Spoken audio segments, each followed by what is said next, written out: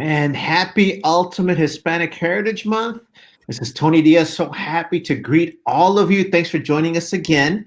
Of course, today we're celebrating District E, which a lot of folks don't think about as a Latino district, but it is. It's funny shaped. Don't judge. It's full of our community. And I'm very happy to welcome to Nuestra Palabra, our Nuestra Palabra community representative for District E, Daniel Saenz. Daniel, thank you so much for jumping on board and helping us with this. Absolutely, Tony, and thank you for inviting me to join you guys and helping to put this together. It has been a tremendous undertaking, just being able to get with certain folks and try to plan this out. It's been a lot of fun, and you guys have rocked it. It's been good.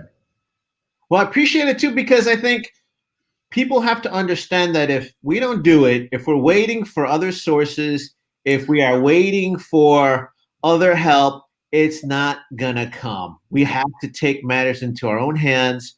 We have to stick up with each other. We have to go that extra mile, and we're doing that today. So we've got a really nice lineup today.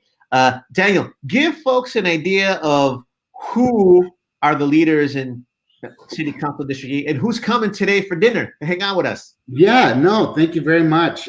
So for District E, our council member is Dave Martin, who's also the mayor pro tem.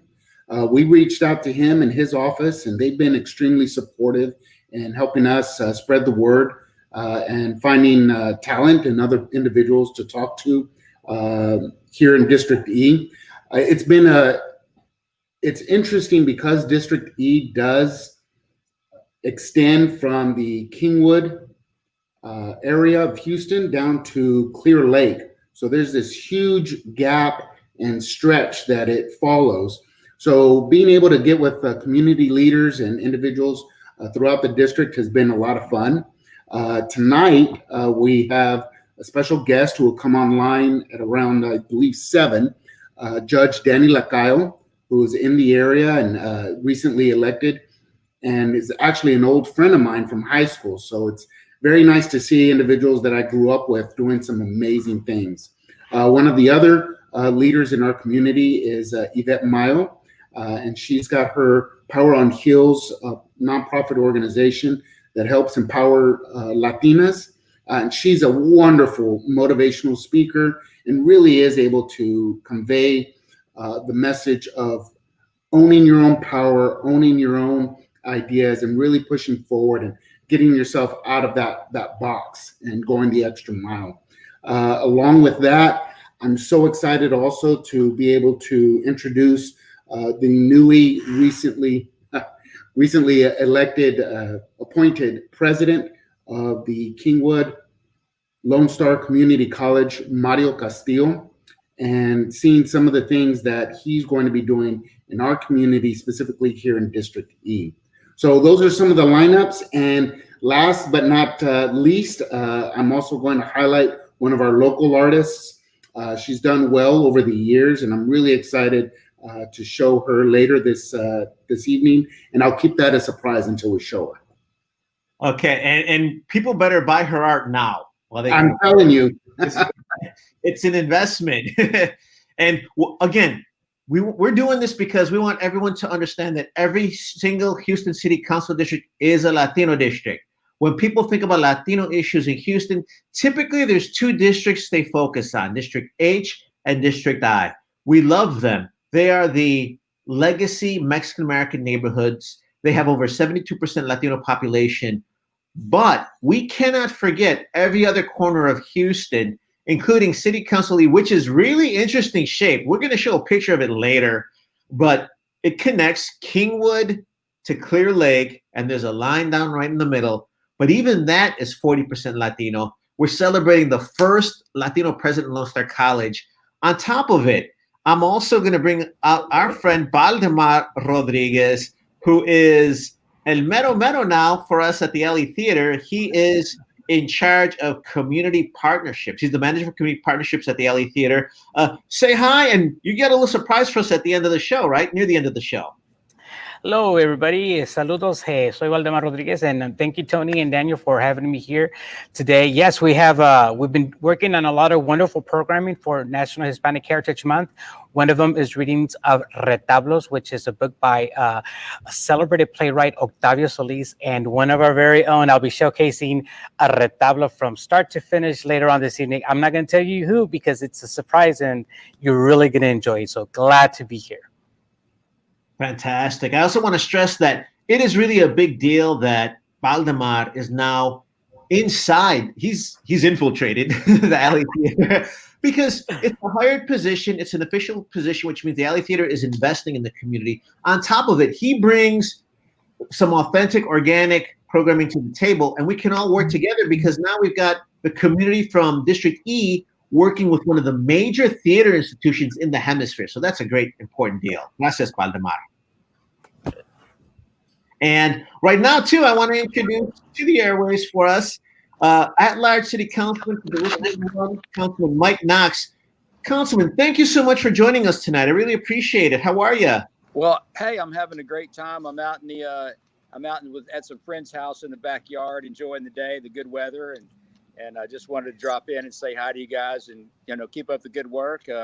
The Hispanic culture is very important in Houston and very important to me because I eat a lot of Mexican food. I really do.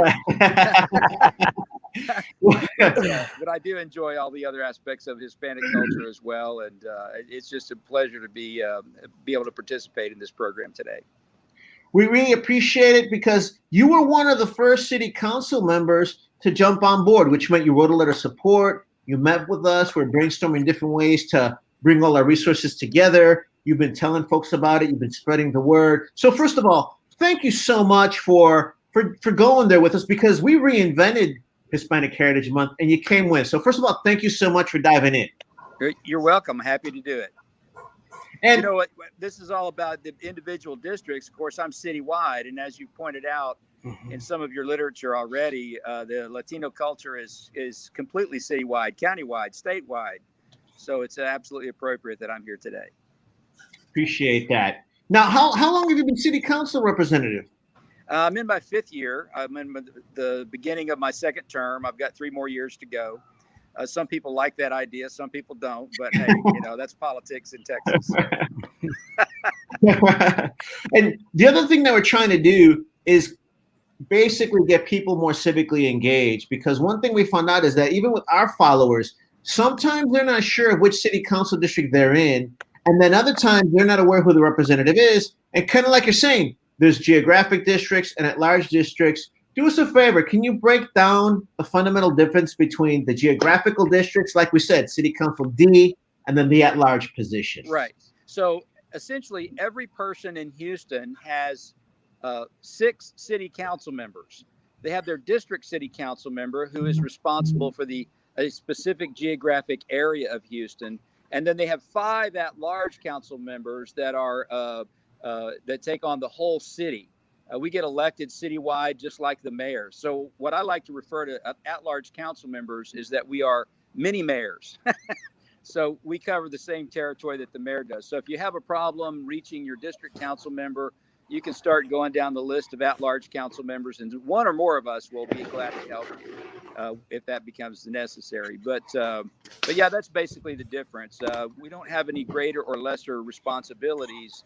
We just have a broader turf. And for example, occasionally when I show up at a district council function, sometimes some of my colleagues will say, "What are you doing in my district?" And I have to remind them that their district is 1/11 of my district. So, no, that's perfect. That's perfect. Well, I just really wanted to interject there, Councilmember Knox, that your position holds a special place in my heart because it was the at-large 1 position that my mother was elected in back in the 90s. And so I always like to kind of keep an eye on that position and the individuals who hold that seat. So thank you for serving us and taking care of our community. Well, you're absolutely welcome. And, not only was your mother at-large 1 council member, but Mayor Anise Parker was also. So at-large 1 has a long history of of elected officials moving on to bigger and better things. So thank you and your mother for getting this seat warmed up for me, and I'm working my best to keep it going. Well, we appreciate that. And again, also your tie with HPD. My father's a retired HPD officer, so there's a lot of intertwining of connections here for us. So again, I'm a fan and a supporter. Well, we certainly want to build on that. That's for sure.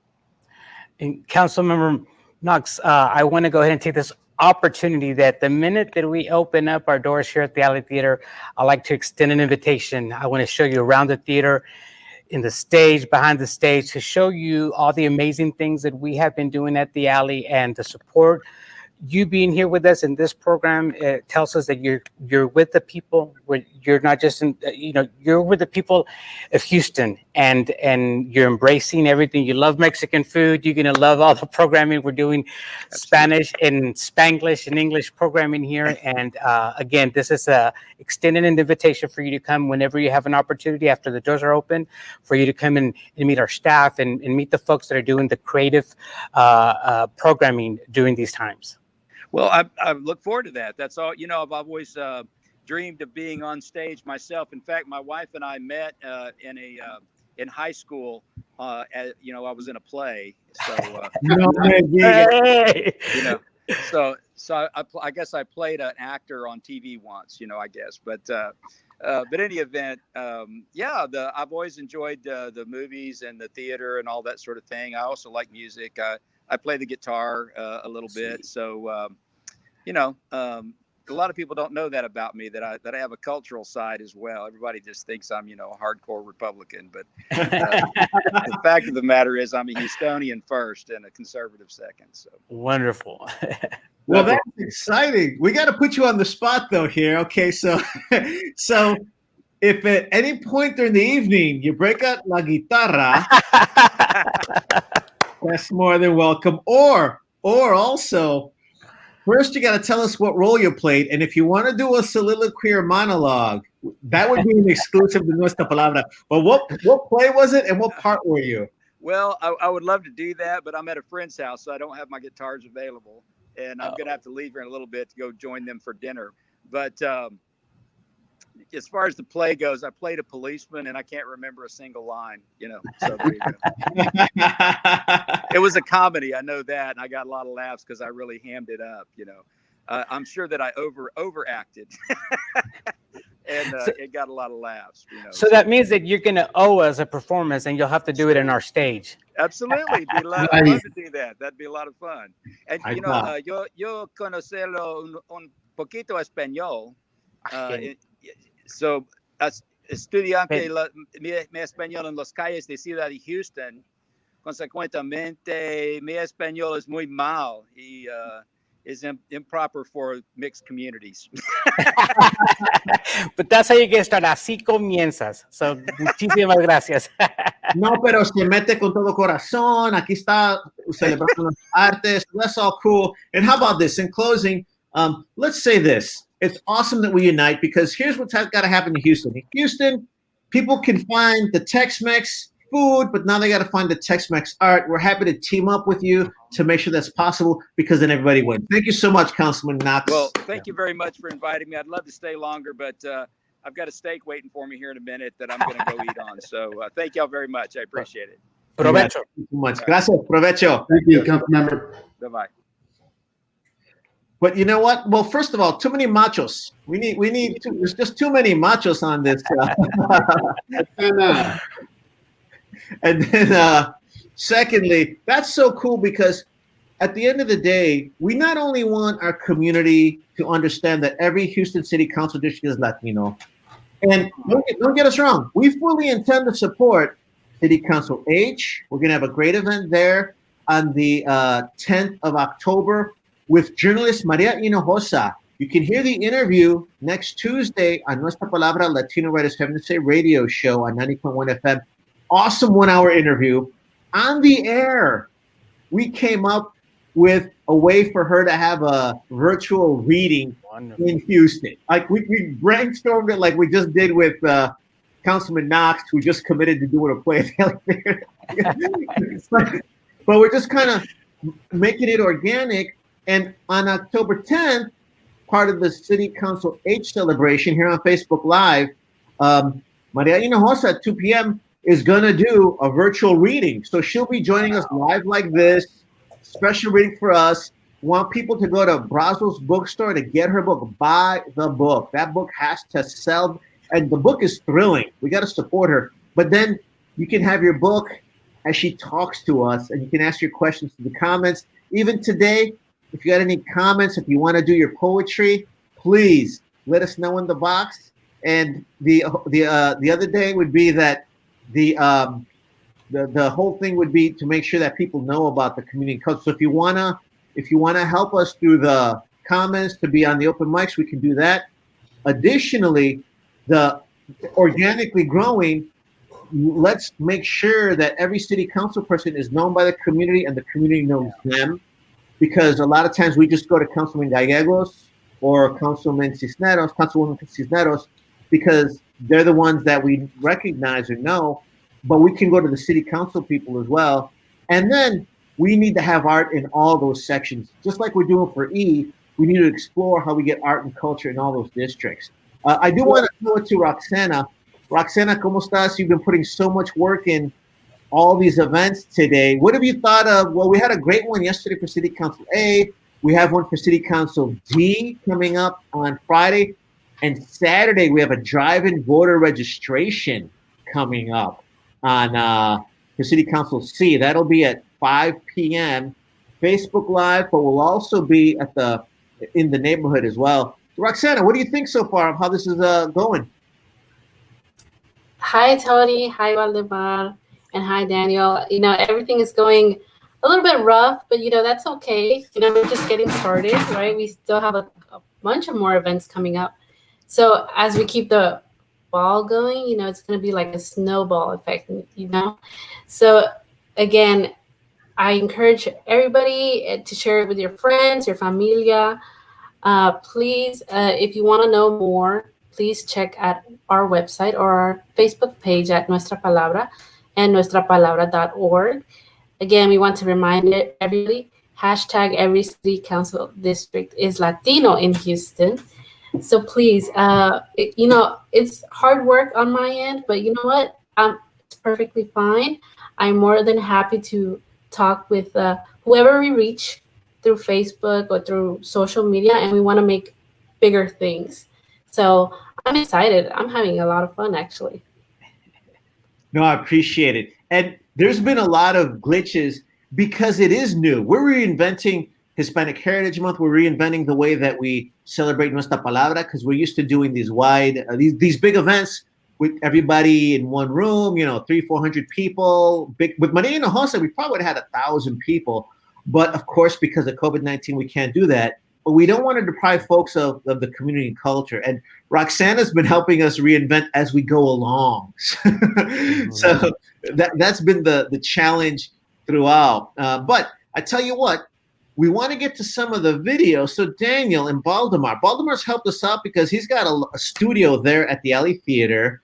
And we've had Marissa Saenz help us edit some of these videos. So we are high-tech Aztecs. I'm going to take a look at the comments while Daniel walks us through what the first video is. You can set it up, and you can also warn Baldemar what that is, because I think we mentioned we're going to do Mario Castillo's first. I want to make sure you're cool with that, and you can kind of give us an overview of the interview. We're going to do a 1-hour special on Latino politics and news with Mario Castillo on the next Tuesday at 2 p.m. on 90.1 FM. But right now, you've got some highlights of it. So tell folks about the interview, why it impacted you so much, and how you picked the part that you want to share with folks today. Yeah, sure, Tony. Thank you again. I became a big fan of Mario's after about 5 minutes of talking to him and learning his role there at Lone Star Community College. I believe the piece that we'll be talking about or listening to is him basically describing his understanding and his likes of the Hispanic Heritage Month, how he views it. I found him to be extremely dynamic in not only the way he leads, but the way he interacts with his students.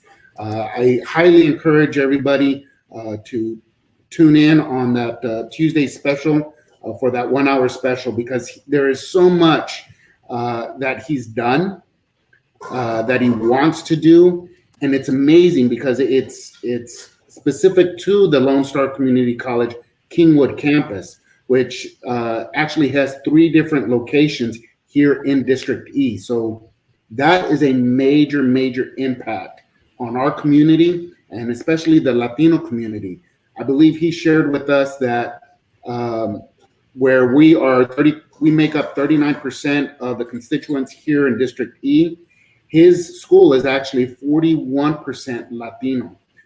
So that shows just the direct impact that Kingwood Community College has for our Latino community and for District E. So again, the last part of the interview is us asking him about the Hispanic Heritage Month.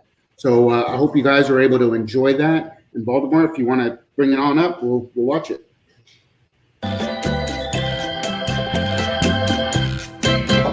Thank you so much for taking the time to meet with us, Mr. Castillo.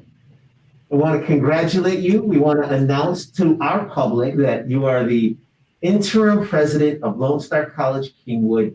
This is really a big deal for us that we wanted to kick off the Hispanic Heritage Month festivities. By talking to you, what does that mean to the folks in the streets that you are now the interim president? You know, it's a big deal. And I think I honestly didn't realize what a big deal it was until probably I got here. Just talking to the custodians here, right? Like a lot of them stopped me and they're like, I was talking to one of the custodians here for about 15, 20 minutes the other day, and then she finally stopped and said, "Joven, ¿en qué se ocupa usted aquí?" Wow. And I said, "Soy el presidente." And she was like, "Pero estás bien joven." And so that was really special. And it just happened again this morning, sort of as I'm walking all the buildings right now to keep our custodians safe. We don't let them roam the buildings. Each of them has to clean one building, and that's it. That way they're the only custodian coming into the building. And so as I'm roaming the building, sort of talking to them, I can tell that sort of they get it, it lights them up, right? Because they're like, for so many years, Latinos are the ones cleaning the buildings, and now we've got a president that's Latino. And I think that's a really big deal to them. I think a lot more than even I appreciated before sort of having some of those conversations. Well, and just in terms of representation, it's major. Let's walk through some of the numbers because, of course, Houston is over 45% Latino in population. We're talking to you as part of Nuestra Palabra's event in Houston City Council E. We're here also with Daniel Saenz, who's the Nuestra Palabra representative for Houston City Council E. We're also getting support from Mayor Pro Tem Dave Martin, who's a city council representative. But the numbers for the district are about 40% Latino also. And Lone Star College, too, is about that amount for Latino population. Break down some of those numbers and figures just in terms of raw representation. Yeah, so 41% of our students here at Lone Star College Kingwood are Latino, right? North Harris, it's 51%. System-wide, it's about 35% for the entire system, right? So we are a Hispanic serving institution as a system. And so those are the numbers, and it is a really big deal. It is a really big deal. And I think I'm now, there was an article in the Chronicle about a week ago, I think it was. And, to be honest with you, I gave an interview just like this, and just the person asked me some of my stories, and I just kind of rattled off what I kind of take for granted. And the response to the article has been crazy. Like, I've had people all over the country sort of emailing me saying, "Hey, thank you for the representation. Thank you for sort of speaking to our truths and our values." It's nice to see. I mean, I had people that are very successful deans at universities and stuff like that reaching out and saying, seeing you in that presidency sort of tells me that it is possible. And I think that's a really big deal because, when I sort of agree to do this, I'm like, sure, I'll go help and do my part sort of for the system because I like to be a team player. But I didn't really appreciate, if I'm going to be honest with you, sort of the impact of that. And it was only after I got named the interim president that someone came to me and said, "You do realize that you're the first Latino president ever." Right? And so thank you. And so I hadn't realized that, right? Because to me, I'm just trying to strive and be better and take care of my family. It's not something that I sort of think about all the time, right? I think of myself first as a strong professional lawyer, administrator that happens to be Latino, right? Not a Latino president, right? And so when someone stopped me and said, "You do realize that you're the first one?" I was like, "No, I had no idea." And so then I went and asked Dr. Ed, who, as you know, has been here for 37 years. I said, "Dr. Ed, do you remember there ever being a Latino or Latina interim president or president at all?" And he said, "No, there's never been one. Now that you mention it, you're the first one." And so that's a really big deal, right? Because I didn't set out to do that, but I'm grateful that I'm here, and I'm grateful that people sort of see it that way. And as you mentioned, you're the consummate professional. You've got advanced degrees, great resume. So we'll talk a little bit about that in a little bit. Pero cuéntanos de tus raíces latinas. ¿Tus gente de dónde eres? Son chihuahuenses de México. Los dos son de Chihuahua de un rancho. They're small town people. They're from a small town called Rancho de Santiago, which is about 3 to 4 hours southwest of Chihuahua. So it's about 12, 13-hour drive from El Paso. And so both of my parents are from there. I've done my genealogy. My family lived in that area, has lived in that area for about 400 years. Wow. So about 14 generations. And so my parents were the first ones to leave in the early 80s, which is right around when I was born. And so I'm the eldest. And so I have a brother and a sister, and then I have a half brother. And so that's kind of my story. My mom, like I said in the article, my mom didn't go to high school, right? And that's one of the things that I mentioned in the Chronicle article. It's one of the crazy things now that I think about is my daughter, Amelia, can go to any school she wants, right? And my mom didn't even go to high school. My dad barely graduated from high school, right? And so in Mexico, right? And so it's crazy because I remember back then when I used to live in Mexico, because I did live in Mexico for a while, telling people like, one day I'm going to be a lawyer in America. And people are like, "You're nuts. You don't even live in America." Right. And so it was really awesome. It was a lifelong pursuit, a lot of sacrifice, and a lot of folks helped me get there. And so at 25, I became an attorney. And so I made that goal. And then that's kind of my background, right? So I have 12 aunts and uncles on one side, 8 on the other. I probably have about 100 cousins. I have a huge family. I've got cousins that I don't even know exist, to be honest with you. Is that hyperbole, or you mean literally? Literally. I mean, I have 12 aunts and uncles on one side, 8 on the other. That's 20, right? And then they've got their kids, and then now they've got their kids. And I've got cousins coming up on Facebook and stuff like that, where I'm like, who do you belong to, right? De quién eres, de quién eres, because you look kind of like this other person, but I don't know. And so that's how big our family is. And I'm probably, if not the first, maybe the second person to get a college degree in that entire sort of. So up until I got a college degree, most of the people in my family didn't degrees. But since me, right, there's a lot more college degrees, masters, PhDs that have come out since sort of that. And so I remember, I'll share something with you. When I got married to someone that's from Kingwood, right? And so my wife is Anglo, she's white. And so her parents really sort of wanted us to have like a joint sort of tradition wedding. And so one of the things that they insisted on was, in my family, you do with what I guess they call the dollar dance or the money dance, right? Where you basically pin money on the bride. And so we were doing that. And one of the things that really stuck with me when my cousins would come up is they would talk about school. They would be like, "We never thought that we could go to college or law school. But now that we see that you made it, that's really sort of inspired us." Wow. I think that's huge for us to understand that that's the humble beginnings that it came from. He's raza, mano. He's like from the... Isn't that an amazing story? I mean, that's what's so key about learning people in our district, in our communities. What a wonderful example of him being a role model for his family, and then for others to hear his story. And it's very reminiscent of a lot of our stories, our Latino stories of coming across the border and trying to be and make ourselves successful over here. I was looking back, and me and my family, my kids will be 4th generation Houstonians. And it's an amazing tie that we get to tie into for our community. And by sharing information like this, by having events like this, we get to learn the power of our voice. We get to learn ways to communicate with our public leaders.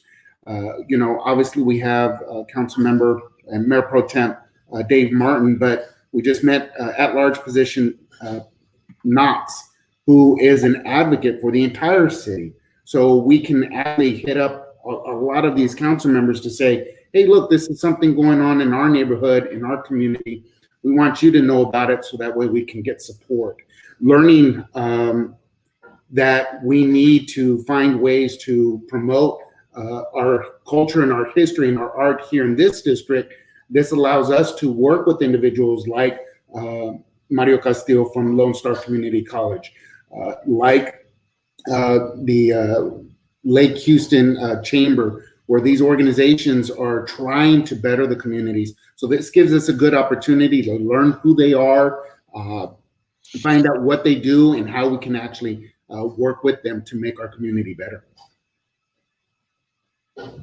And I think that's really the key, is that, Nuestra Palabra is, I founded it in 1998. I always falter when I say I, because I want people to understand that there's the ego, and I'm not doing this out of ego. At some point, someone's got to sign on the dotted line to start a nonprofit, okay? It's not glamorous, it's hard work. But I want people to know that even when I say I found it or I did this, it's the community moving all together. I just have to kind of move from one lane to the other, especially as a nonprofit, because we're a 501c3, at some point, someone at the end of the day got to sign something in some way, shape, or form. Having said that, I bring it up because in 1998, we all came together to start Nuestra Palabra, Latino Writers Having Their Say, and we had to do it ourselves.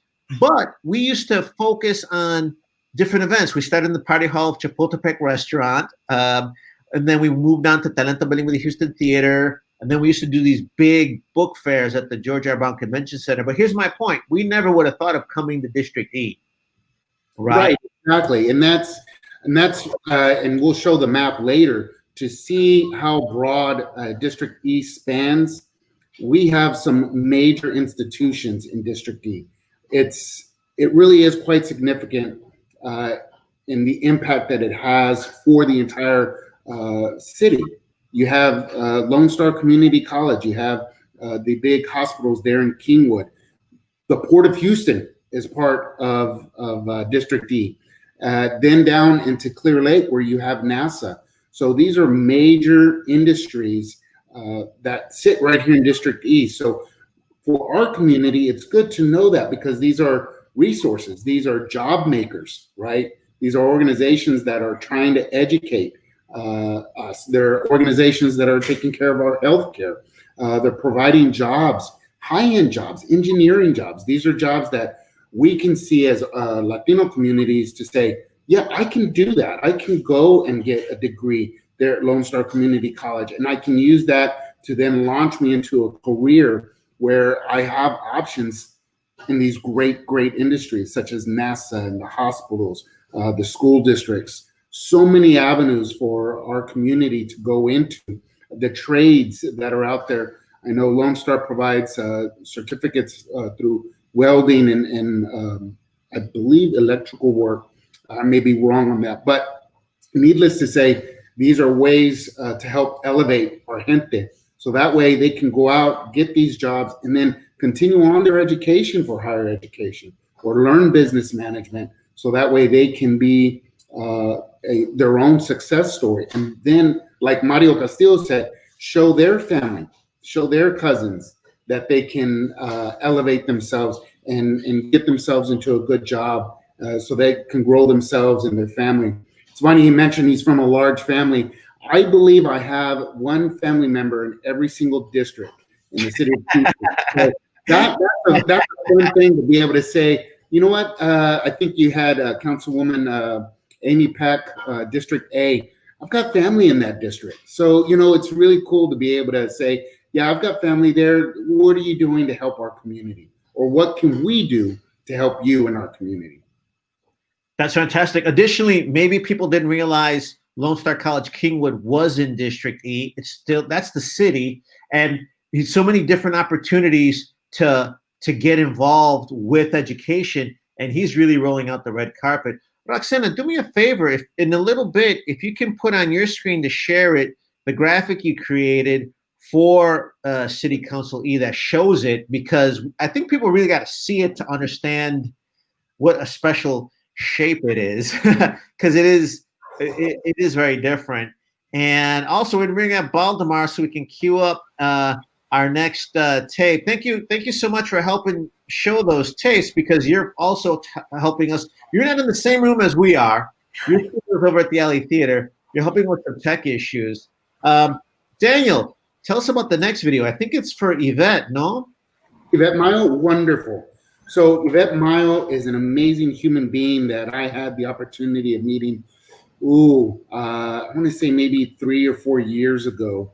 And it's, it is crazy times, right? In COVID, we have to do certain things like this where we're putting together these videos, we're making the conversations happen online. But the truth of the matter is, when I met Yvette, we were at a convention, and we just got to talking, met with my cousins and my family that she knew, and it was a great conversation because we were all together, right? We were able to have and enjoy a couple of margaritas, and that was something that when we intended to do this is what we wanted to do, right? We wanted to make sure that we had these large events where we could get all of our people together and really come out and celebrate. But then we had a transition, and in that transition, it's been difficult. There is the understanding that we're not able to do what we normally do. Being a Latino in our community, in our family, we're used to getting 50, 45, 60 people together just for a birthday party. And here now, we're having to limit ourselves. So finding this way to speak with Yvette Mayo was very interesting because we're so in-person type communicators. So I'm really happy that we were able to kind of get this footage, and I hope you guys really enjoy what she has to say. Fantastic. Here it goes.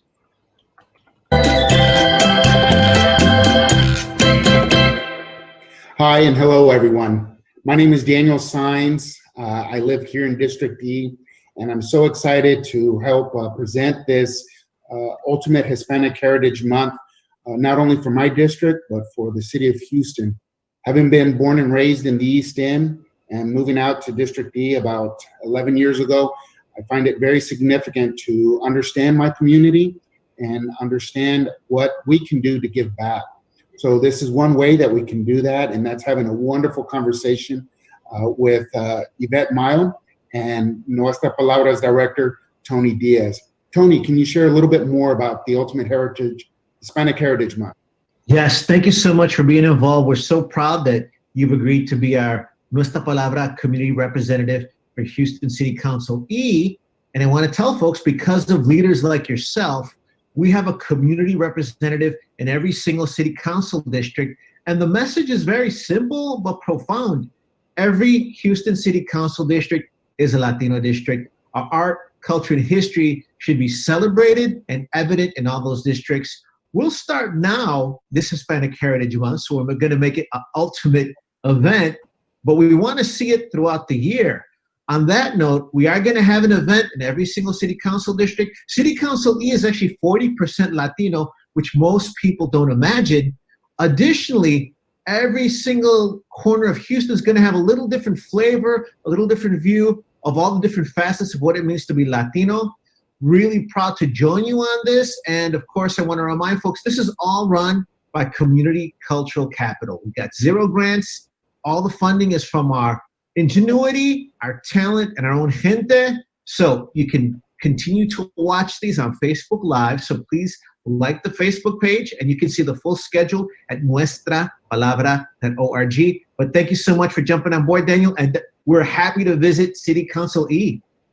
Well, thank you, Tony. And again, we're happy to have you guys out here.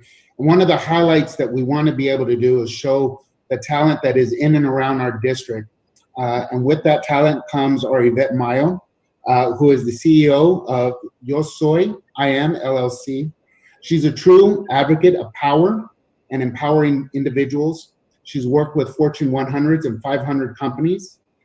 Her leadership and drive and courage and culture is how she is able to promote with businesses and companies and individuals to succeed. So Yvette, thank you so much for joining us this evening.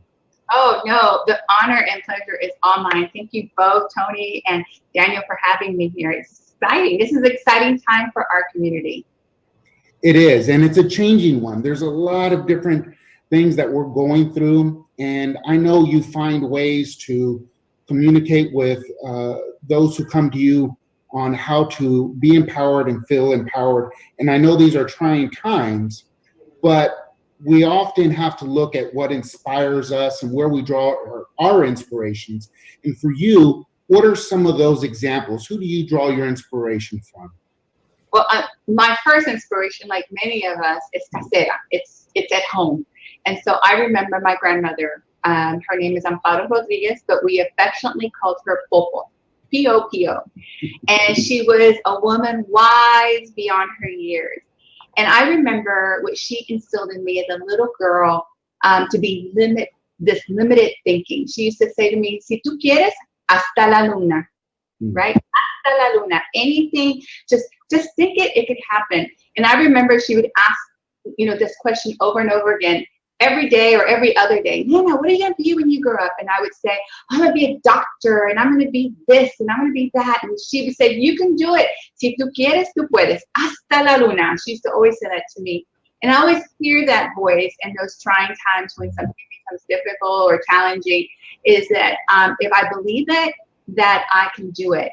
And I know that a lot of times we get stuck at no, but I've realized through this inspiration that she instilled in me a long time ago, that the answer that they're giving me is because no is because they don't know anything different.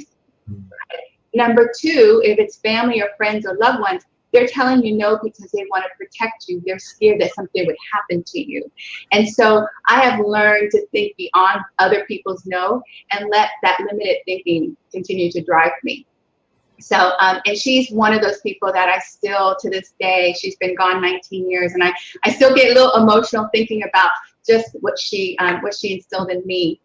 The other person that I grew up in California long before I came to Texas, and I used to see the farm workers in Napa Valley and in the central California area. And I didn't know what was taking place, but I would see these people with marches, and I used to hear them with their blowhorns, and I used to hear them. And then I would see on this news this amazing, amazing Latina named Dolores Huesca. And she even then inspired me then and to this day. And what I do, and some of the things I do, is because I think of her. And I think what she reminds me is that you have to always move forward in your belief. And if you continue to move forward, others will eventually follow. And moving forward doesn't always mean that it's right for everyone, but it has to be right for you. And then, of course, in these days, on a day like today, Supreme Court Justice Ruth Bader Ginsburg, because she believed in equality and justice for all, especially women. And I think that I want that equity for women to have that, having that opportunity to be and grow and to their fullest potential and not be limited by laws that were created to hold them back or to limit them. So I love her courage to really leave that legacy for us as women, not only for our generations and the generations before us, but the ones to come, because we needed her kind of leadership. You hit on a few notes there that I think are just so important. And I think that has to do with the way we mentor and work with our children. Here you spoke of two individuals that you watched growing up, your Popo, and growing up in California, and recognizing early on you had somebody champion you, right? Somebody telling you you can do it, and watching somebody else fight for somebody else's rights and telling them, hey, they can do that. And that's a wonderful inspiration. And I see where you get your drive to empower people. I have a small similar story with my tia Connie, and she would call, and I was, maybe 9 or 10. And she goes, Mijo, where are we going this week on our trip? and I would have to look up, okay, we're going to go to Paris, and in Paris, we're going to see the Eiffel Tower.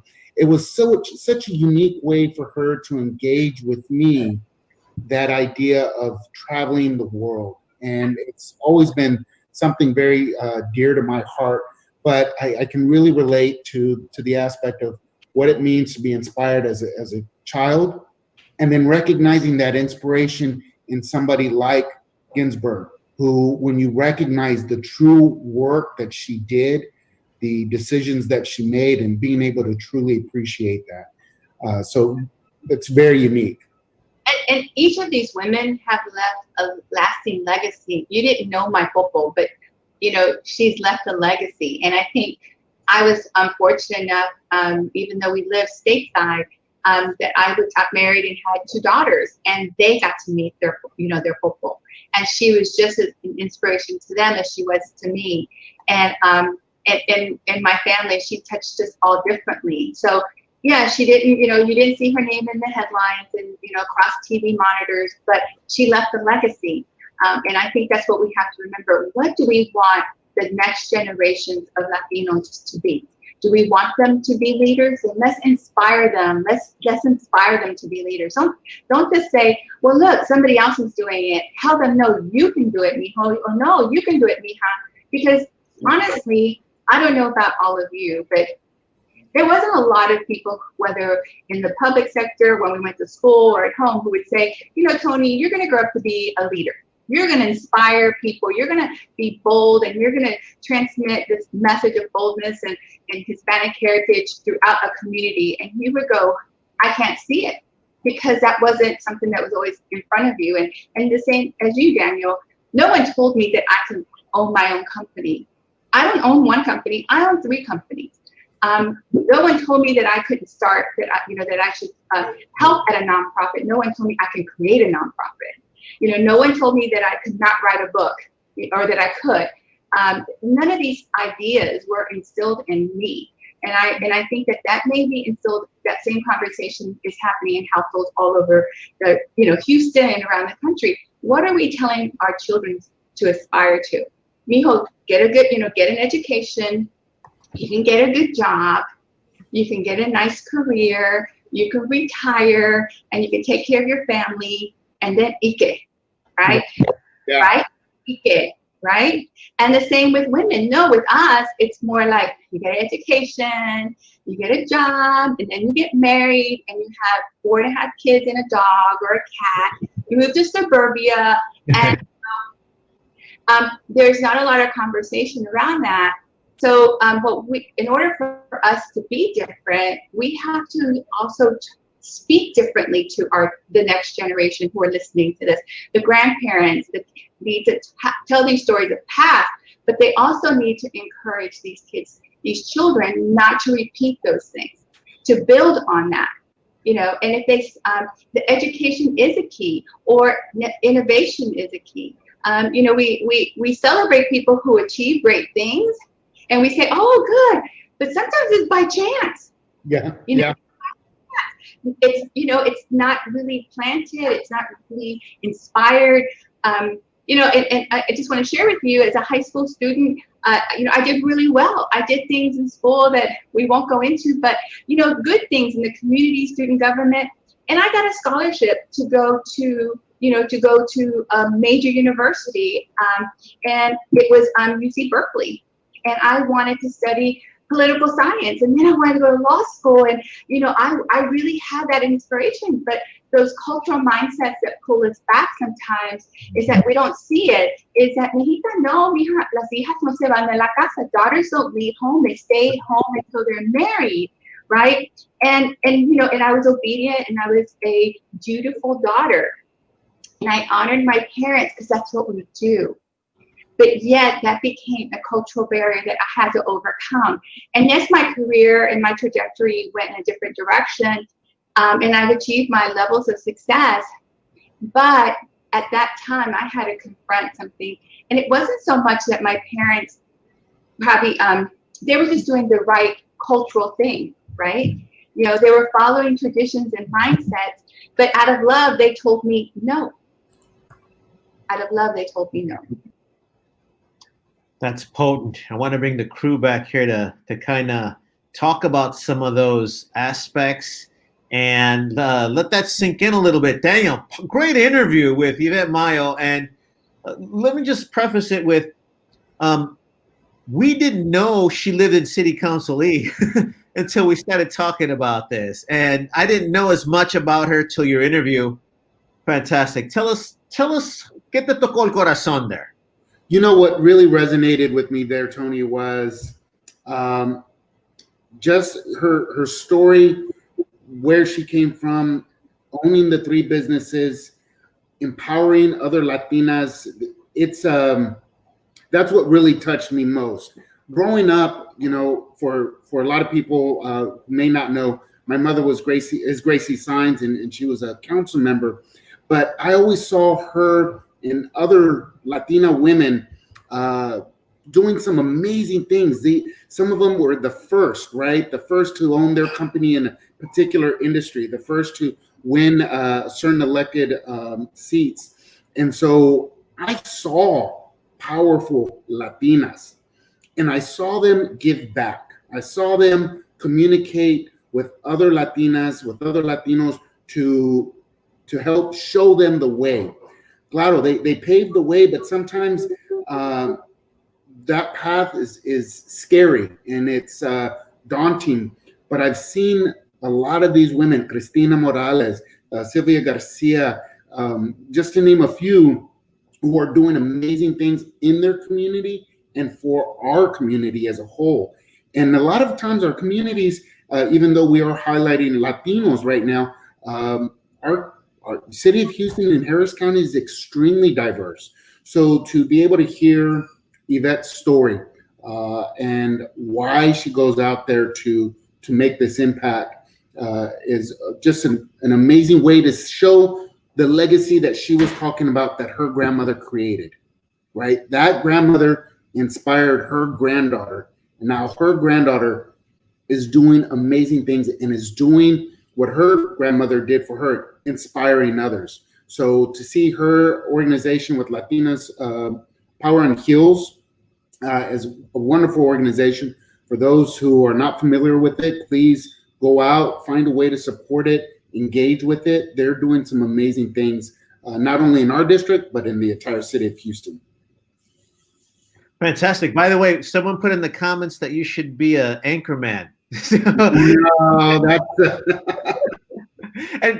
that's stretching it a bit.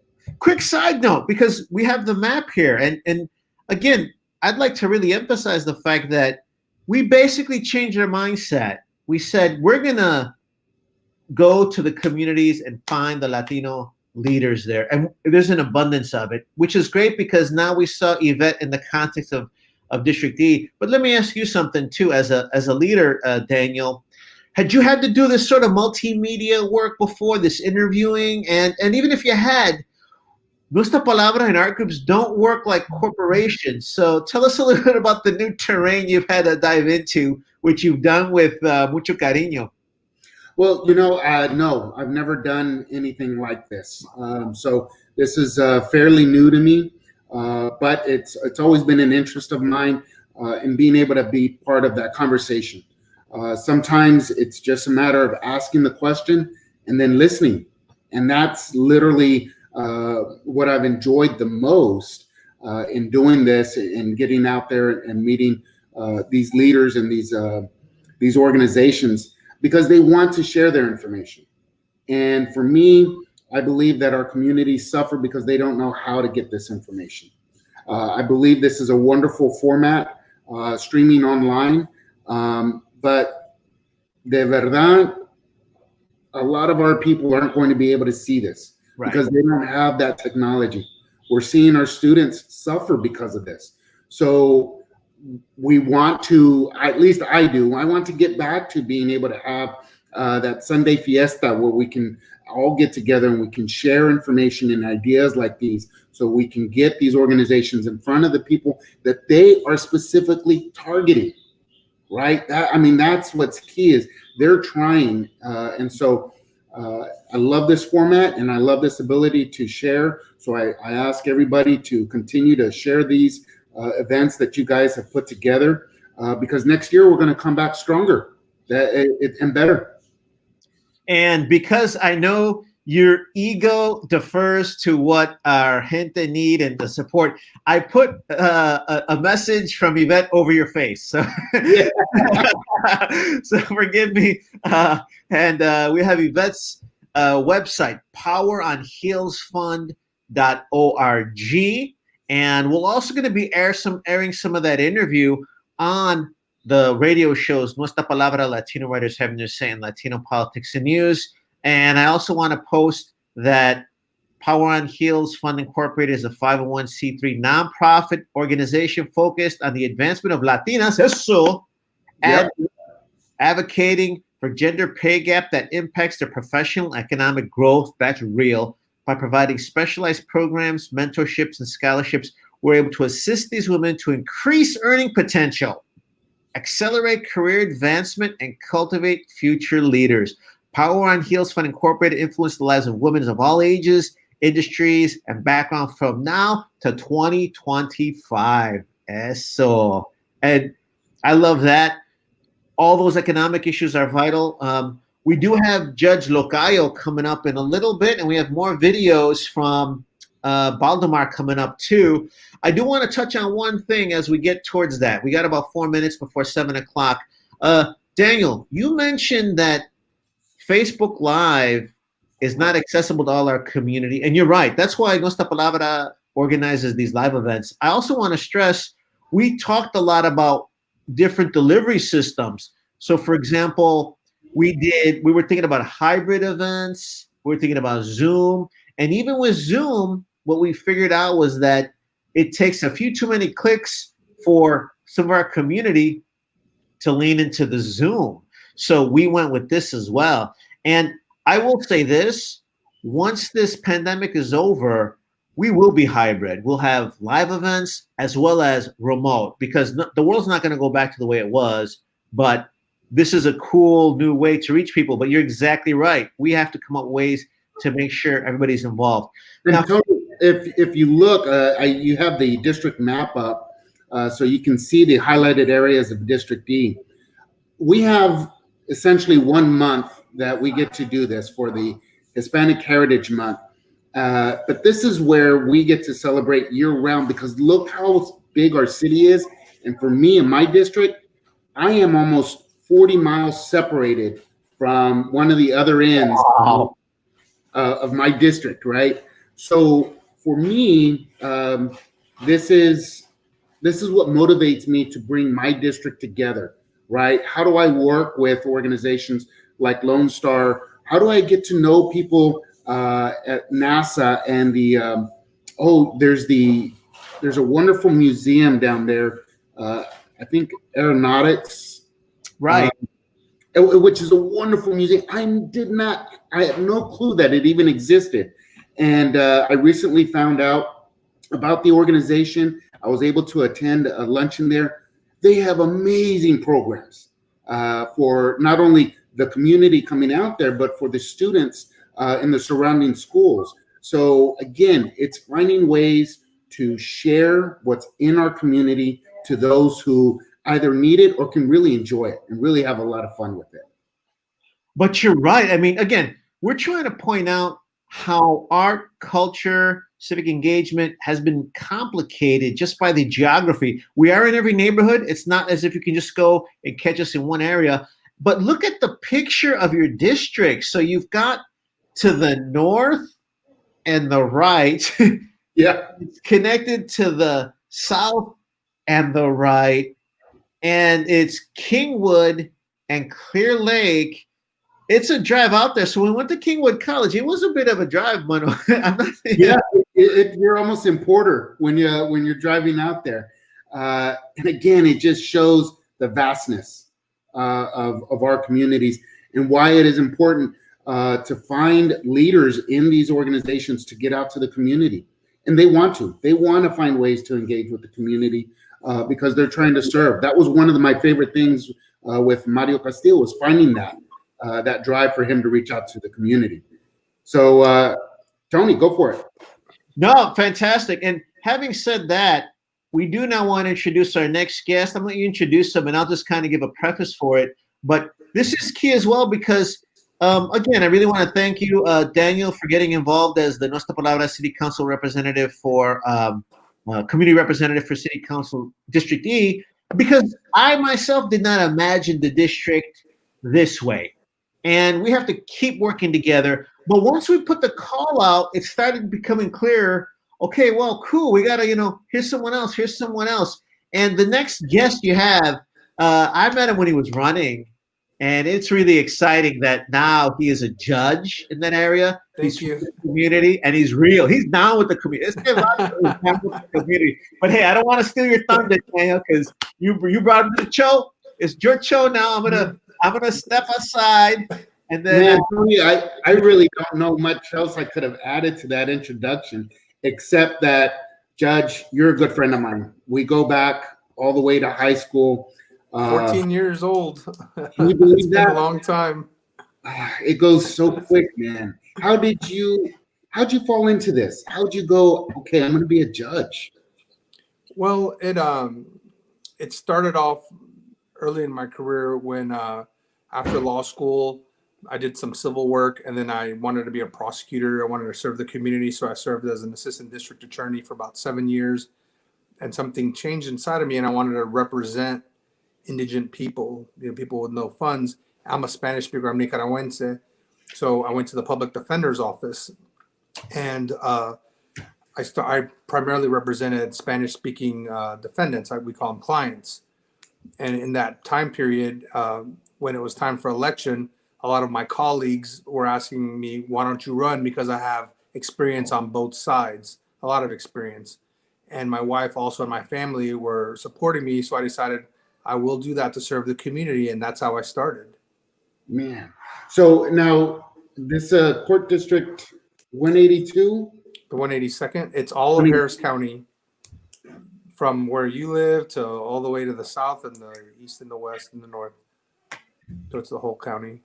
Yeah. So, I mean, that's massive. And what does your day look like when you're judging, right? I mean, part of the idea for us is to enlighten, to share with the community what a judge does. How important is that? So the 182nd, it's a felony district court. So we handle serious cases from capital murders, sexual assaults of children, aggravated kidnappings, aggravated robberies, drug cases, whether they be multi-kilo cases to small less than a gram cases, to stolen vehicles, criminal mischiefs of certain values that make it a felony. So we handle a large amount of different types of felony cases.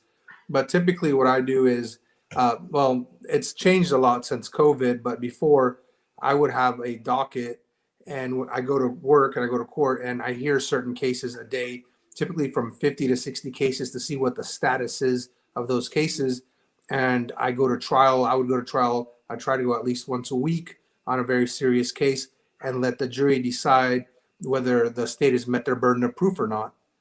And that's what I would typically do. I make a lot of decisions every day on whether there's probable cause on a case, whether if someone's coming to me for punishment, what's appropriate in a typical case, things of that nature. And I have to make sure that the state's able to prove their case beyond a reasonable doubt. So I also protect the accused as well. You know, Danny, Judge, I'm sorry. You call me Danny. We go so far back when we were talking. I was laughing because I was like, I'm used to Danny. No, and that's awesome, Danny. I remember you vividly in high school as just being a nice, down-to-earth guy. That, I mean, you got along with everyone. I don't remember you not getting along with anybody. And to see you now in this position of being able to, I mean, you're making huge decisions, right? These are impacting lives. That's just amazing to me. How do you break away from that? Where's your downtime? How do you find that escape from that level of decision making? Well, I have two boys, a 9-month-old and a 4-year-old, and a great wife that we have fun. My wife's a criminal defense attorney, And believe it or not, we leave it at the door when we get home, and it's family time. And with a 9-month-old, they keep you busy. So we're Yeah. changing diapers and feeding and just taking pictures of them all the time. And my 4-year-old, the same thing. They're just a lot of fun. You have to be able to separate somehow whatever profession you have, your personal life and your professional life. And if you don't, it can cause problems. Man, that's so true. And congratulations on your 9-month-old. You're right. They'll keep you up. And you said the other's 4. Yeah, 4-year-old, another boy, 2 boys. So I love those ages, 4, 5, 6, because they're gonna ask you so many questions, and you're gonna get so many of those answers wrong. You're gonna, oh, and why'd I do that to my kid? It's the fun in being a parent, and so. And this is the best time of my life. I mean, that's awesome. I started late as a father, and I knew it was going to be a lot of work, and I knew I was going to have so much fun, but I didn't realize that's my primary job in life, is to make sure my family is doing okay. Isn't that awesome? It makes the life so much brighter, especially when you have so much weight on your shoulders. And so I also know your stature, so you're a big enough guy to take on that levity. So that's amazing. Being a Latino, how does this Hispanic Heritage Month play a factor for you? And does it play a factor in how you make your decisions and choices on the bench? Well, when being a Latino affects me, because that's who I am as a person. When you look at me, that's who you see. And you bring everything, your past, wherever you're from, you bring that to the bench. But at the same time, you follow the law and the rules. But that's something that that's always with you. Now, the biggest difference is when people that look like me come in front of me, they perhaps feel like they're going to get, not saying people don't get a good shake, but they might feel that they could relate to the judge a little bit more. Because in the past, it's always been a traditional, what a judge looks like is a certain specific type of person. Now it's different. When you look at the Harris County benches, you see many minorities, African-American males, African-American females, Asians, Latinos. I mean, we're all there. Everyone is there now. I think that's a great thing.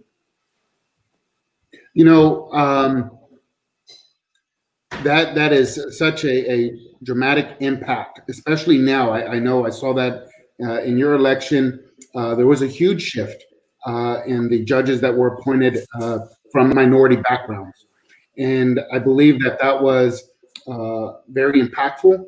And over time, I think we'll see how that will benefit our community, having those different views and perspectives that everybody's bringing. So having said that, Hispanic Heritage Month, how does that resonate with you? Well, it's a great way to commemorate our past, and also to look at what's going on today to make sure that we're continuing our rising as we should as Latinos, and also to look at our future. I think as Latinos, we have to make sure that we're paying it forward always, because if we don't pay it forward, then we're not doing anything. We're wasting our time, in my opinion. And so I take it upon myself to make sure that we help people, either talking to them or social services, or just being a great role model. I think it's very important that we have to do that. And when we look at our past, we have such great heritage. We have Cesar Chavez, Sonia Sotomayor, even locally Johnny Mata. These are people that they were told to sit down, and they stood up. They fought for their rights, and they made it. Because of them, we're able to do what we're doing today. And it's something that we cannot forget. At the same time, I think it's our responsibility to continue that tradition, to keep up that fight for our future Latinos as well, and for everyone, to be honest with you, every race and from everywhere. I think we all owe it to each other to make us all better. I could have said it any better there, Danny. It's a true testament to, I believe, you really recognizing the role that you have, in our community. And I certainly look forward to sharing who you are with our community, so that way they know individuals like yourself are proud role models that we can try to get to. Although I don't think I could ever be a judge. I think I may have broken a few laws in the past. I don't make any comments. No, something that if my I'm mom proud of watched- it. It's something I'm very proud of, and it's something I've worked very hard to do. And it's easy. I always tell everyone it's easy to send. You could send anyone to jail. You know, I mean, in theory, you could be real hard with everyone, but sometimes you need to rehabilitate people. And I think that's where I come in, and I think I could help out the community, giving second chances, working closer with people. I'm one of the judges in Star Court where we work with drug addicts. You know, these drug addicts, they're on a probation, they're in residential treatment, and we watch them grow. And if you've never seen, or if you've ever seen someone that's on drugs and a year afterwards that they've been clean, it's two different people. And I love that. And I love being a part of that because I know I'm impacting my community. I'm impacting families by helping them out. Man, Danny, thank you for your time. I really appreciate you. Thank you so much for having me. Yeah, absolutely. And we will continue the conversation. Excellent. Because I definitely want to find ways to engage you and us in our community. Thank you. And you know where to find me. And Sonia Diaz, you know where to find me also. I'm always here to serve you all. Let me know, and I'll be glad to participate and help you out as much as I can. Thank you so much, Judge. Appreciate your time. Y'all have a great night. You too. Take care. Gracias, hermano. Thank you so much Gracias. for all you do. Tenga buena noche. Bye, hermano. Nicaraguense in the house. Dude, I'm telling you. What's going on in District E, mano? It's diverse, brother. It's diverse. Oh, you're making me proud. What I love, too, is these are all down-to-earth, wonderful people. They don't have heirs. They give back. And the more I find out about the stories, I'm like, oh, my goodness. How can you be so humble? Amazing gente. It's amazing. I love what we're doing with you guys here at Nuestra Palabra. And I want to give some shout outs. Loida Cáceres, a dear friend of ours who's a writer. Shout out. This has been a great program. It ain't over. We still got a special video coming up from a leading artist. And then Baldemar's coming back with some great videos from Retablos y Primer Borrador. Want to shout out to Lisa. Lisa, gracias. Awesome job, Judge. Habla bien. He's down to earth and you know, giving time to the community. Really appreciate that. And then también, Sandra, gracias, inspirational. Mira, we've got Boricua, Yvette's Boricua. You know, we got Mario, que dijo, es del rancho, mano. Dijo, soy del rancho. Wow, dude. Así dijo. Yes. You know? And then we have Daniel, who's Nicaraguense. And then also, what I love, too, is, you know, Chicanos. You mentioned your mom, Gracie Saenz, who is a Latina, Latinx icon. So it's awesome that I think that we get to see all these folks on the same level and playing together, and then the next generation too. So I'm going to be quiet as you introduce the next generation, brother. Yeah, man. Thank you so much for everybody coming in to watch this. Near and dear to my heart is this next artist. It is nice to highlight those individuals who are impacting our community by being a judge, by owning their own companies. But we wanted to also highlight arts and the arts here. So here's a special introduction. I'll let the video play and you can see it for yourselves.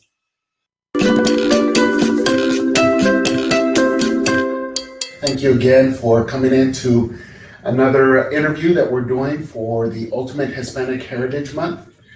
Today, I'm speaking with my daughter, Lucia Saenz, a local artist here in the Houston area, specifically here in District E. So, hi, Lucia, how are you? I'm doing good. How about you? I'm well, thank you so very much.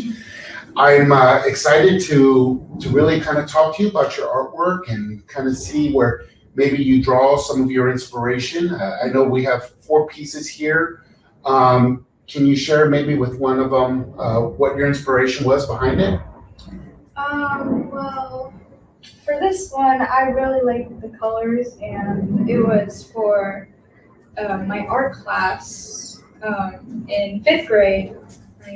And basically, it was just something that came up in my head, you know, the colors. Right, yeah. Okay, very good. Very good. And I know you also have your sketchbook here. Mhm. So what kind of inspires you, or what gets you motivated to draw? Or Sometimes it's really difficult to answer some of those questions like that, since sometimes you feel creative to like draw and all that, and sometimes you don't. Sometimes when you feel creative, just something comes up in your head, or maybe it's for reasons that are highly personal, maybe. But most of the time, it's just me coming up with ideas in my head. Okay, very good. Are there any sketches you want to show Mm-hmm. that you think that people would like? Let's see. There's this one of a dog, and it's basically everybody kind of knows this dog. It's a Shiba Inu, by the way. Okay. Oh, it's an actual type of Yeah, dog. and I referenced it from an actual dog picture, and I just kind of drew it. Very good. Very good.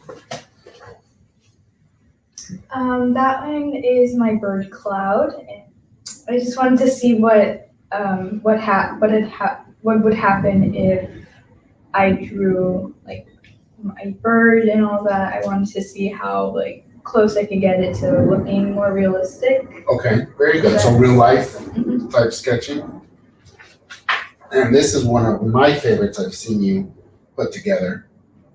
I just came up with the idea of like just roses being everywhere, and like that's basically it sometimes. Okay, well, very good, very good. Like I said, you can't really explain some things. So are you ready to make millions from selling all of your artwork when you get older? Yeah, if I have the chance to. Okay, very good. Well, it being Hispanic Heritage Month, what does that mean to you? What does that mean to me? It means it to honor the people of our Hispanic heritage, blood and all that. We're really just honoring those who have taken part in changing the world, like my grandma Gracie, Yeah, being part of the city council, the first. Hispanic voted in at large position for City of Houston. Very good. Well, thank you very much for participating and speaking with me today. I really appreciate it. And as your father, I'm absolutely proud of not only the artwork that you've done, but the artwork and the creativity that you'll continue to do throughout the years. So thank you again. We appreciate you guys coming and visiting us on our Facebook live chat and discussion. We look forward to all the comments and shares of this episode. Thank you so much. Bye. Dude, That was hey, awesome. Well spoken, super talented. She's got all those awards on the paintings. I love that horse with the colors, the purple colors. And I gotta agree with Christine. We have the same last name, no relation. Diaz is just cool like that. But for reasons highly personal, I love it. I love it, man. And it was nice of her to go through that with me. I mean, she's 12, so again, the ideas that we have it will affect our kids. That's what it's about. It's the legacy that Yvette spoke about. That's Danny talking about his boys, me sharing the artwork from my daughter, us being able to pass it forward to that next generation is really what's important, and showing them how that it is posible. All of it is. What I love too is that these youth are going to grow up understanding that we are presidents of colleges, we are business owners, we are judges, we are artists, and that it all goes together. We should be proud de hablar español. We should have our just causes alluded to and acknowledged like anyone else because they're fair, just and wonderful. Te felicito, mano, por tu familia, por lo que haces. Eres un orgullo Latino. It's great to work with you too, brother. I appreciate it, Tony. You've got a supporter here. So we're going to continue to work with Nuestra Palabra, District E, City of Houston. We got to bring the arts, man. We got to bring our arts back. I love it. And of course, we got a shout out to Loida again. Loida, she got a shout out that trying. She loves Gracie and what she means to Latina woman her age. And Lucia mentioned it too, which is great because it's still your mom has made such a lasting impact. Yeah, and she still is, and that's what's amazing. I've learned from her the idea of how do you teach others to pass the baton, right? We got to train others to come up behind us and show them they can do much more than what they've been given. Thank you so much. I appreciate it. And it's all about art, literature, and culture because that's what we can pass on. Baldemar, you've got some other videos to share with us. Cuéntanos un poco de los proyectos que has lanzado con the Alley Theater, porque son profundos, highest level of technology, highest level of art, but very community, mano. Yes, well, thank you. Well, before I say that, I want to go, Daniel, congratulations. Tú sabes que los hijos son un reflejo de los padres. So, muchísimas gracias por eso. Inculcarle a tu hija, inculcarle el arte, la cultura. Se ve una niña muy, muy, muy educada, muy talentosa y pues te felicito. Quería decirte eso. Igual que... Y bueno, pues muchísimas gracias, Tony, for also allowing me to share a little bit about what we do here at the Alley Theater. As you mentioned, I'm the manager of community partnerships. Soy el gerente de asociaciones comunitarias. During Hispanic Heritage Month, we started working on programming that we can do virtually so that we can reach the audience. As you know, our doors have been closed. And so what we've done is we've created some wonderful programming. One of them is a series of retablo readings, and this is by celebrated playwright and author Octavio Solis, who you remember back in January, we did Quijote Nuevo here at the Alley on our stage, and it was written by Octavio Solis. So without any further ado, aside from the retablos, we've been working on what we're calling Primer Borrador, which is first draft, and it's basically the community coming together, learning how to write and tell their stories in a performance venue. Right now, because we're closed, they're not able to come to our stage. So we're recording them and disseminate them virtually during Hispanic Heritage Month. But today, the video that I want to showcase is a retablo reading by none other than nuestro Tony Diaz. Tony, thank you so much for collaborating with us and doing this reading. So without any further ado, les voy a presentar. Denme un segundito para poner el video y se llama Sábado, Saturday.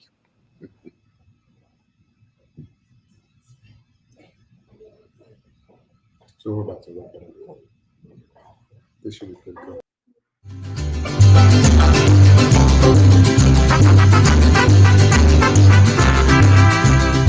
Saturday. Listen to that. That's Juarez you hear. This is where we are once a month on Saturdays, riding along La Avenida de las Americas with that crazed accordion erupting from the radios all around. Palateros taking their smoke break on the curb. There's the old cop who watches over our park station wagon for a modest $10 mordida from my dad. He's got a gold tooth in his mouth and a smile that always shines and duct tape around the handle of his gun. His armpits wet and ripe with his morning smell, but it's all morning smell here. This is Centro Pronaf, where we do our shopping. My mom filling her cart with things half the cost of those at our Piggly Wiggly. Plus, the tortillas are always better here, chamacos. A short walk through the mercado, where the old woman sits on a stool, hawking the leather belts in her leather hands, and the piñatas dangle from the ceiling like paper mache gods, and piles of serapes and blankets amid black velvet paintings of Jesus and Pancho Villa and the Beatles. And the taquitos are fresh here. Sit outside and eat some with a Fanta, while Dad throws a few centavos on the street to the delight of the street urchins with feet hard as stone. And that little one looks like someone he remembers, maybe himself as a boy, and he gives him a $50 coin more. Poverty is obvious in Juarez. It's out in the open, tugging on our sleeves, thronging around us for whatever surplus scraps of hopes we got. Now it's time to see the barbers. My younger brother and I, and my youngest brother too, We're all trying to cultivate the style that suits the time. And we're taking pains to instruct the barbers how we want it cut. Un poquito longer on the sides, in the back, shorter on top. And can you make sideburns on us too? Like those on the music shows on TV and the album covers of the bands we love? Long hair is the way to go, por favor. And they nod like they understand, like they're on our side, slapping their barber capes over us, spinning our chairs around so we don't face the mirror.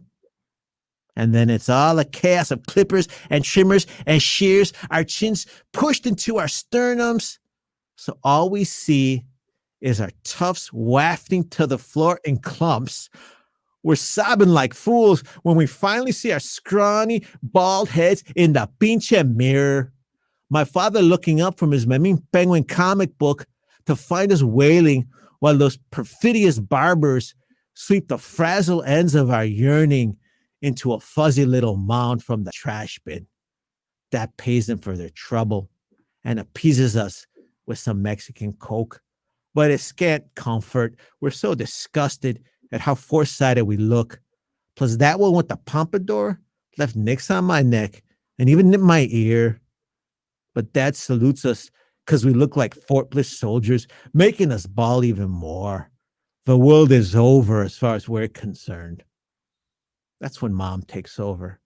While my dad takes up the station wagon for $5, she takes us by the hand and guides us just a few steps down the buckling way, past the bony dog, dozing under his halo of flies, to the open door of a warehouse, so we can behold in its dark metal swelter the astounding vision of a young man, thin and shirtless, spearing a long hollow pole into a kind of furnace and taking out a glowing mass of molten red-orange light, hissing against the cooling air, pieces of it spattering on the cement floor like lava.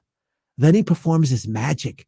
He blows into the pole, and the glob swells as he spins it over a flame, shapes it with another metal rod into something unimaginable, shapes it into glass. It's glass he's breathing, crafting it into forms that begin to take on color and character. It's a vase, then it's a panther, then a long lamp-like structure, wondrous and ghostly. This gleaming young Vulcan breathing structure into throbbing suns of incandescent glass. Now we're not thinking of haircuts or sodas or feeling anything but the lulling heat of this primeval forge where the most elegant, fragile fires are blown into being. All the way home on the dented bumper drive over the bridge back to El Paso, as we shove chili powder chicharrones into our mouths, we marvel at the genius of Saturday. Ay, sábado, mi sábado. You took our hair and paid us back with a glimpse at how this beautiful, messy world blazed when it was first created and might again one day blaze the same way again.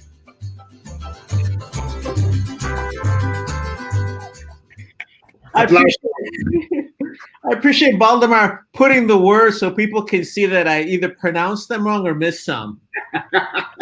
¿Qué les pareció? I'm a little embarrassed watching that. Wonderful to work with you. I tried. It was fun, but the production and sound on point. So you're bringing like industry level production and sound recordings to the community. Appreciate that. Well, no, we appreciate you and we appreciate the community coming and continuing with the culture and the arts, because cuando pasa algo like this pandemic, todos se asustan y no quieren hacer nada. And so because of our community, because of folks like you, Tony, and your team, we're able to continue doing this, and not necessarily in a live setting, but a virtual setting. So excited to be here, and I'm so glad that you guys can be a part of it. So thank you to everyone. Roxana, gracias por invitarme, y un cordial abrazo a ti, Tony, por siempre incluyéndome en tus cosas que haces creativas. No, hermano, estamos unidos y vamos a tener otro evento donde te voy a entrevistar acerca de tus obras. Vamos a estrenar más de los videos Tomorrow we have a great event in City Council D. We are 50% of City Council D, believe it or not. Mark Anthony Piñon is going to do a pop-up art event. And you got a shout out here, Baldemar. I love that I mentored you one semester at UH when you were an undergraduate, Baldemar. Loira Cáceres. And class, that's awesome. You did a good job, Loira. Bien, we want to thank Mario Castillo, president of Lone Star College. He just sent us a great comment that he really enjoyed the program. We appreciate him taking the time to interview us, changing the world, and then also sending us a nice note. And then nos están tirando más flores, Baldemar. Gracias porque la gente aprecia el trabajo que ustedes hacen, lo que hacemos juntos y lo que logramos juntos. That's it for today. Daniel, thank you so much for all the work you did getting this talent together. Tony, thank you again for the opportunity. I'm here to help support, even with the other districts. Like I said, I got family throughout this whole city, so I'm ready to help. That's Awesome. Roxana, in fact, I put you behind the comments. I'm sorry, you're behind the scene, now you're behind the comments. Forgive me for that. Thank you for helping put all this together, so many details, Roxana. You're welcome. And thank you guys. There, smile there. And then, hey, Baldemar, thank you again, brother. And we'll be talking to you again soon. Thank you for all the great comments. Hope you enjoy the Ultimate Hispanic Heritage Month. We'll see you tomorrow and more events on our Facebook Live. Buenas noches. Thank you, guys.